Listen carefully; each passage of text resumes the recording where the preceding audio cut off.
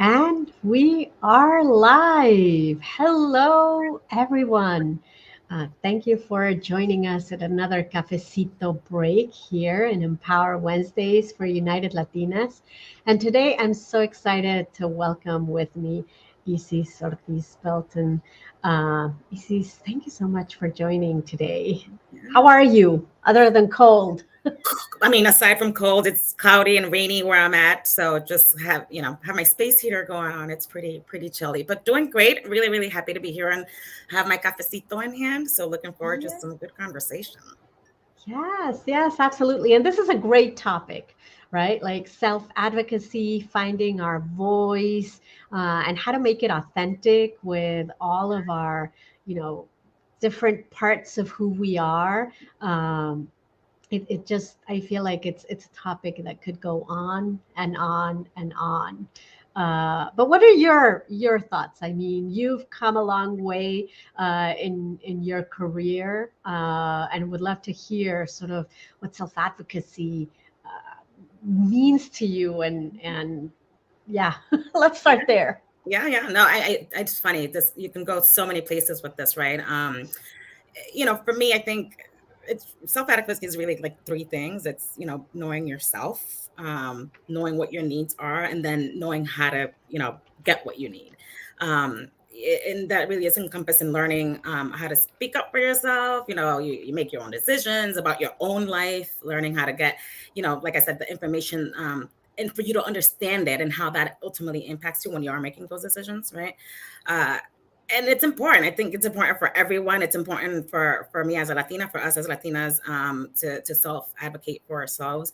It does give us the knowledge that we need to really succeed, and really be given the chance to really participate in those decisions, right, that ultimately impact our life. And I know that there's a lot of noise coming from many different places, family, home, all of that, right? But we're really, it's our life and it's our choices, and we must self advocate for ourselves, in order for that to be a reality. I think an example, uh, for me, right, like when I think about myself and my journey as a Latina in finance, why self advocacy for me has been important. When I think back of this statistic of Latina women, in leadership positions, right, and like knowing that, as Latinos, we account for nearly 20% of the US population, which clearly we are a vital part of the US labor workforce, right? But then the thought that only about 4% of Latinas hold management positions, and even less, 1% hold corporate board positions, right, in Fortune 500 companies. So clearly, those numbers don't settle well with me, right? So clearly, it's something to be said about self-advocating for ourselves so that we can change that picture, and what that means for us, as Latinas. And you touch on so many important points, not only for Latinas, but I think just in general, right? It feels like or at least that's my perception, that sometimes we're very good at advocating for others, right? Like we'll take it 110% if needed, when we see injustices happen, when we see that somebody deserves recognition, when we go all the way, but we don't do that for ourselves. Like there comes a point when there's internal debate, Yeah. um, and especially like you in spaces that are male dominated, or where it's even harder to break through, to make our voices heard. So we just like let go, and in a lot of cases we assume, well, I'm not going to push it further because I don't want people to perceive me as being aggressive, or perceive me as, being braggy.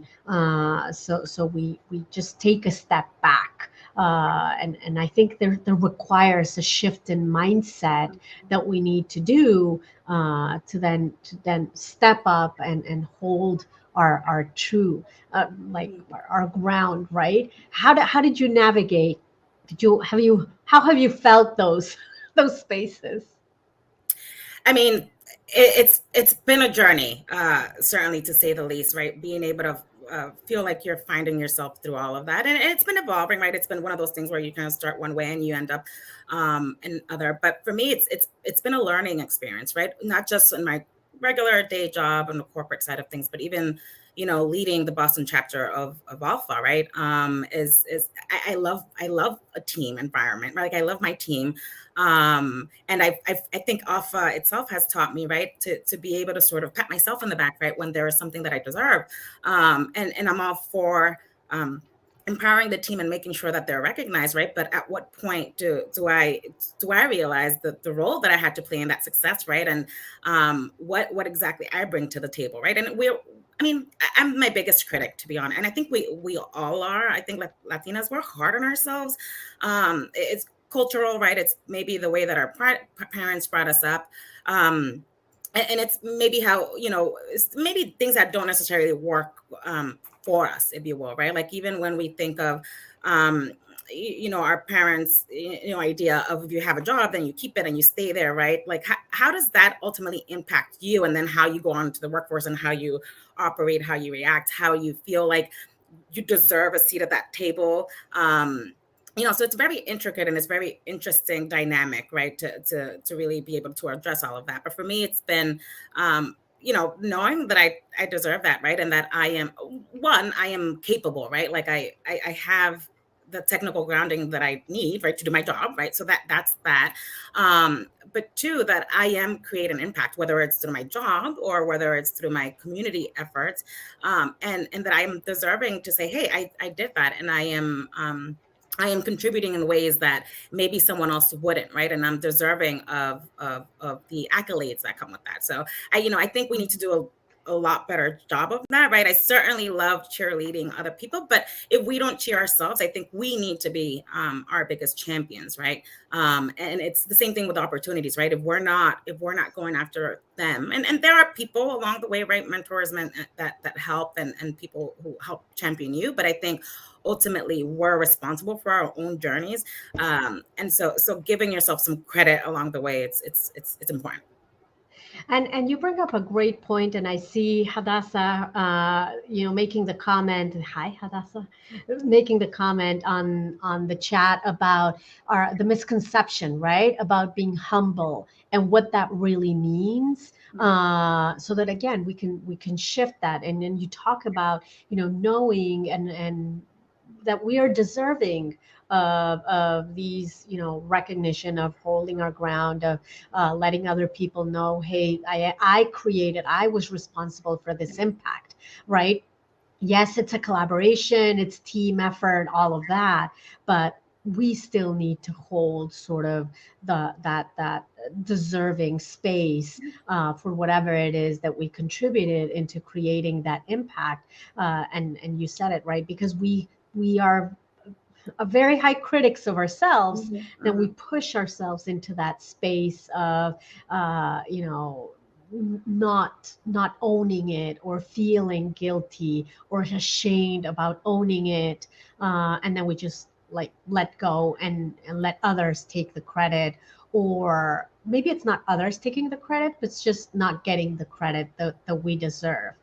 Hey, but if So we don't take the credit, they're going to take it from us, yeah. right? Like we have to be cognizant of that too, right? We have to be intentional about making sure that we take our space, because it's not going to be given to us, right? And I think that's just also part of the struggles that we go through as Latinas. Yeah, yeah, yeah, absolutely true. I'm reading the chat. Like, we need to get rid of all of those limiting beliefs. We need to, self-advocate, give ourselves credit without the arrogance. And that actually takes me to an important point that I keep getting asked all the time. How do we stay authentic, right? Because there's self-advocacy, and then there is actual bragging. Right? And I Yeah. think that's where, so how do you stay authentic? Are you able to ground yourself? Um, Good question. And I think it's something, again, that it's sort of an ongoing process for me. Authenticity, for me, is really being able to be myself. And what does that mean, right? And sometimes, to me, you can do that, but there's two sort of things at play. One, there's internal things that you deal with, right? So what allows you to be authentic? Like, can you feel like you could be authentic in a room? There's also the societal views or norms, right, that may prevent you from being authentic in whatever situation you're in, right? For me, it's important to to sort of differentiate the two. Like one, I can control, right? How I feel about myself, how I bring myself into a room. I can change that, right? I can't change ultimately society's view about, let's say, for example, Latina in finance, right? Or what they should look like, or what they should be, or what opportunities they are given, right? And how they're given a seat at the table, or whether their voice is heard or not. That I can't control. So for me, it's been really a journey of building confidence, and it's going to continue to evolve, right? So authenticity, being able to bring my true self, has come with me building confidence, and confidence has come with time, right? Which sometimes is not on our side.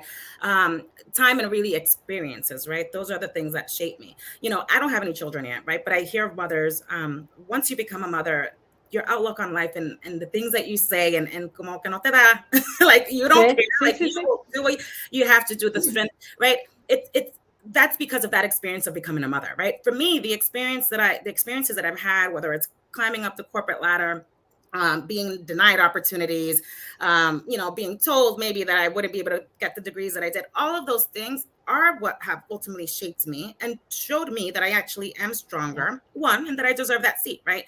And that is what has allowed me to, drive authenticity.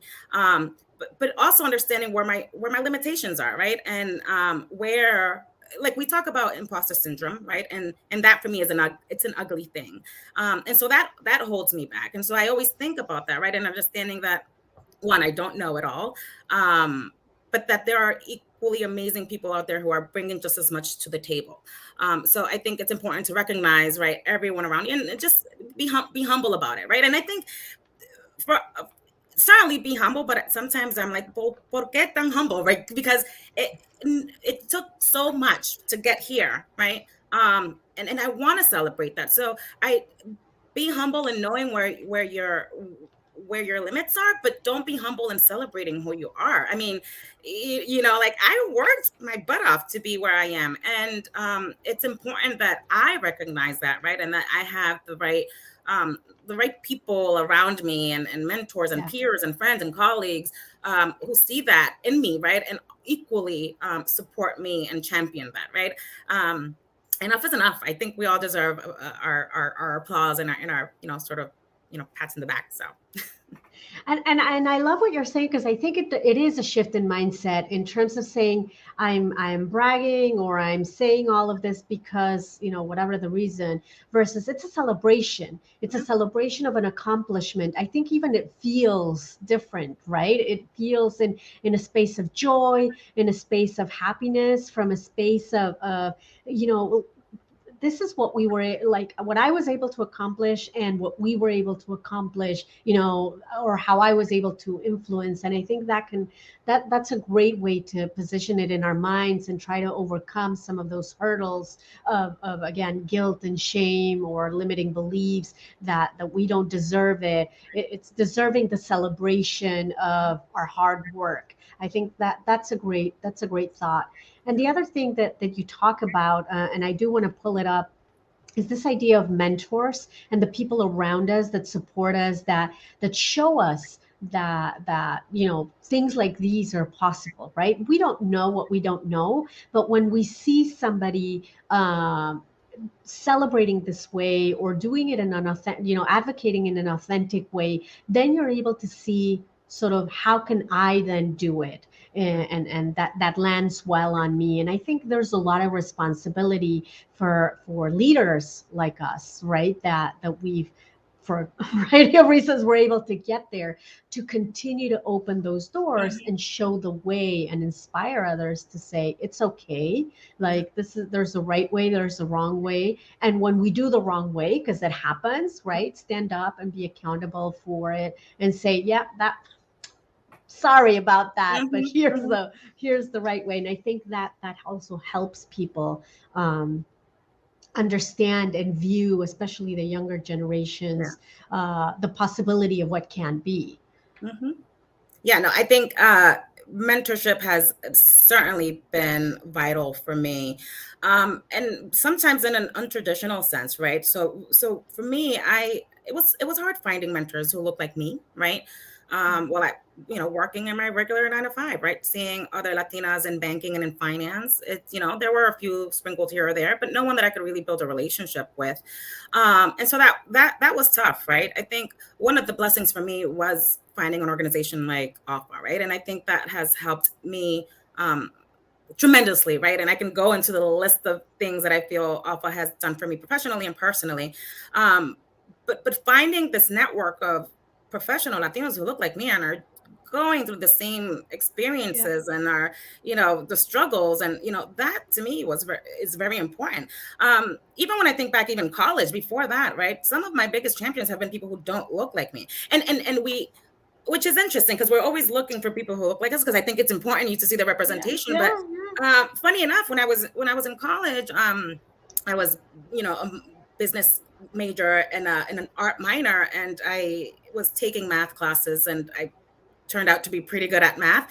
And I had a big champion who was a white professor of mine, a woman, Dr. Rose, will never forget her, who saw something in me that I didn't even see in myself, right? And she said, you can be a mathematician. While everyone else here on the side is like, well, I've never known a Latina mathematician or anything like that, right? So, and yet you have this person who normally, right, we're used to not seeing these kind of people, champion us or support us, that this is exactly what she was doing. And, that alone turned my life, right? Like the opportunities that I got because I was a math major, were incredible, right? And if it wasn't because she took that chance on me, I probably wouldn't have been where I am today, right? So it's identifying the people that sometimes you just, that's how I said, sometimes it's direct, sometimes it's indirect, it happens, and even just within my, my, like, seeing male mentors too. One of my biggest mentors and friends, our executive director, CEO of Junior Achievement of Northern New England, has been there since day one, right? For me, in my journey as Alpha, and now leading the organization, someone who said, you can do it, right? And has sort of pushed me all the way along. So, for me, it hasn't been seeing Latinas who look like me in finance. It's been actually the total opposite, but it's worked well.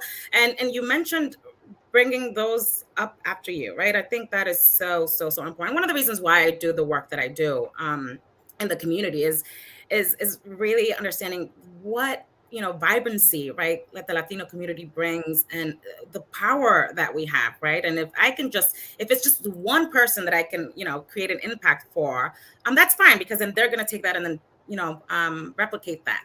And I've been able to thankfully multiply that and do that for countless of people. And I think that's amazing, because ultimately it's going to be my nieces and nephews, and hopefully my children one day, who are going to be running this country, right? It's not going to be me. So we have to impart what we can now, and making sure that we're providing them with the opportunities, the resources, so that they are truly successful in areas that we didn't have the opportunity to be.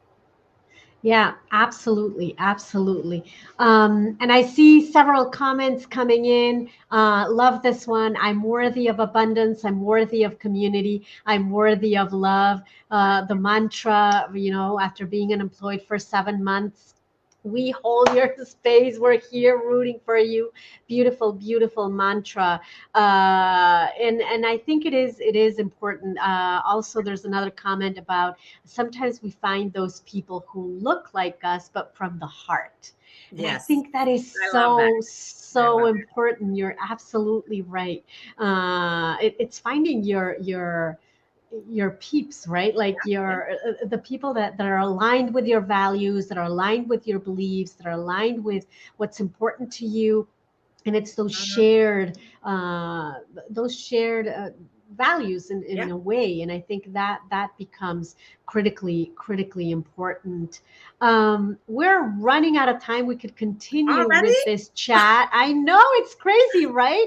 But Annie, tell us just briefly, like, we're getting to the end of this year. You've accomplished so much this year. What are you most proud of, and what's your bold goal for next year? It's been an amazing year on so many fronts for me.